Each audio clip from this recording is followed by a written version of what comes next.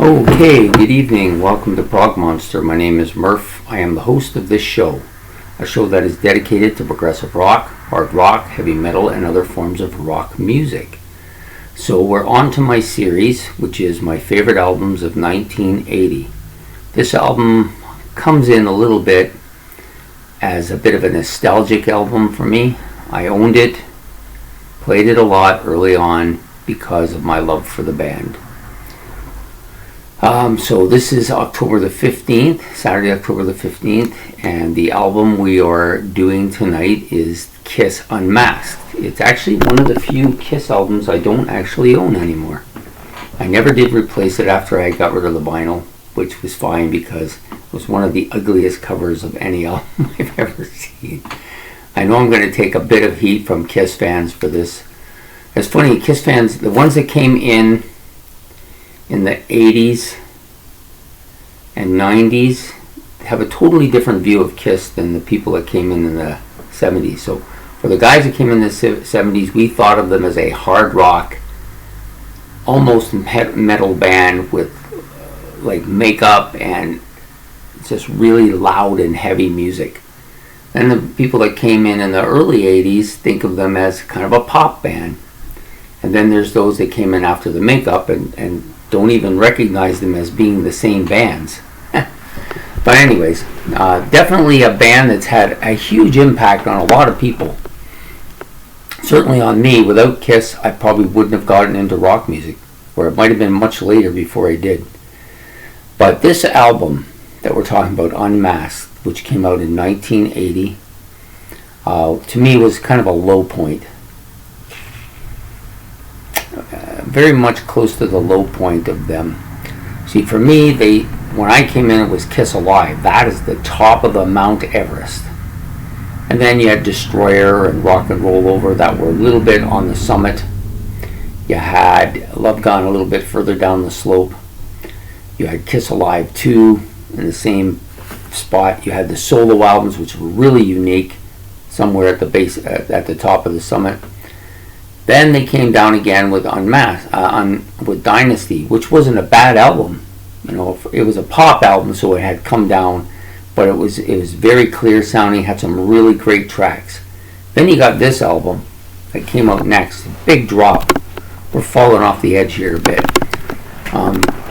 It had a lot of that sound that they had on their solo albums, but much poppier and very sappy. There was a bit of a funky version to some of these songs too, as I'll get into as we get going.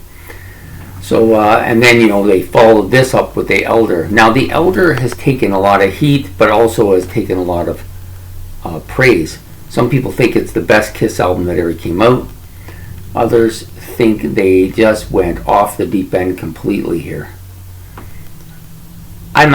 The Elder I have really no opinion about. I owned it for a short time. I didn't like it. I didn't play it. I can see why people would think it's a masterpiece, and I can see why some people would think it's the worst thing going. They're not really a type of band that should be doing concept albums. I don't think of Kiss as a concept album. Nothing against it doesn't mean they're less of a band because they don't do concept. To me, they're a heavy rock band that should be doing heavy rock.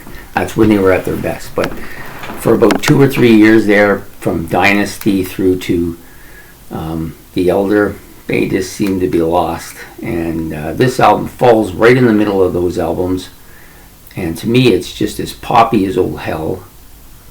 They have Peter Criss on the album, at least in face, but he didn't do anything on the album. And you can tell, if you listen to the album, you can tell it's not Peter on the drums. The drum rolls don't sound like him at all. So, anyways, there's this comes, I think, with 11 tracks, 3 by Ace singing, 5 by Paul singing, and 3 by Gene. Yeah, so 11 tracks. No Peter Criss singing on this. They even show in the credits. It shows Ace vocals, Gene vocals, Paul vocals, but nothing for Peter. So if Peter was on the album, he was going to be singing. There's no doubt about it, because he's the best singer in the group. So you knew right away there was something not quite right about it. And it was kind of a cartoon covered album, so But in the day, I didn't mind it in the day. It kind of didn't seem that much different from me than Dynasty did, and it was so I kind of accepted at that point. But at this point, this was the jumping off for me. When they went to the progressive album of The Elder, I thought, I'll buy that and see if they've changed it. But there wasn't any difference. It's just progressive. It was just a concept album. So at that point, I was gone from the band and didn't return for a year or two until after Creatures of the Night and Lick It Up, which I think if they'd stuck with those two albums from there on in, they would have been great, because those two albums came up pretty close to, or if not better than, some of their original stuff. But anyways, I'm not here to talk about Kiss. I'm just here to talk about Unmasked. So Unmasked was an album that came out in 1980. It's in this spot 15 days in, mostly out of nostalgia, but there are some decent tracks on this album that are pretty good. All three of the Ace songs, I think, are pretty solid. The first two, which are Two Sides of the Coin and Talk to Me, are pretty good songs. You can definitely hear it's an Ace style to everything here. Torpedo Girl, a little bit of a strange track, but I don't mind it. Pretty funky though, some funky beats on that song. Then you have Paul had 5 tracks on the album. Is That You? Yeah, it's okay. Shandy, for a ballad, I guess it's not bad. I didn't mind it in the day. I wouldn't want to listen to it today though. I Want to Make the World Go Round. Kind of the same as Shandy, a little bit sappy. Then he did Tomorrow, which I think when I first had the album, that was my favorite track. By quite a bit, actually.